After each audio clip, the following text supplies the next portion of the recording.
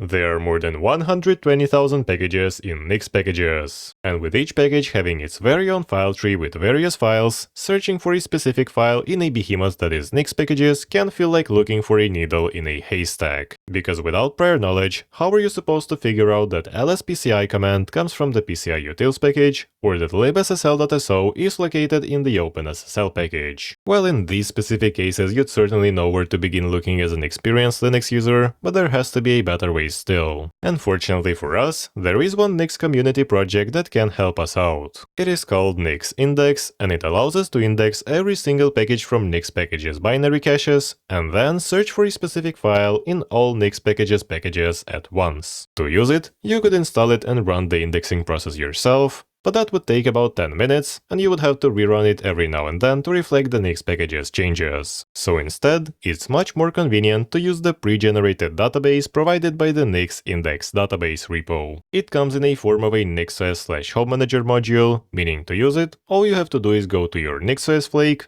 add an input, pass it to the outputs, and add the module to your configuration. No need to enable any options or install Nix Index itself, it will be added to your packages automatically. And afterwards, you can use the Nix locate command to search for any files produced by any packages. It can search for files by name, by path, by absolute path within a package, by file type, and even use regular expressions. Safe to assume, no file will hide from you with it. And now for a bonus tip, to combine the process of searching for executables and then running them, you can use another Nix community project called Comma, which is basically just a Nix locate wrapper that looks for an executable and runs it for you. Simply enable it with this option within your NixOS configuration, and now you can run any commands from any Nix packages by simply prepending them with a comma, regardless of whether the package is installed on your machine or not.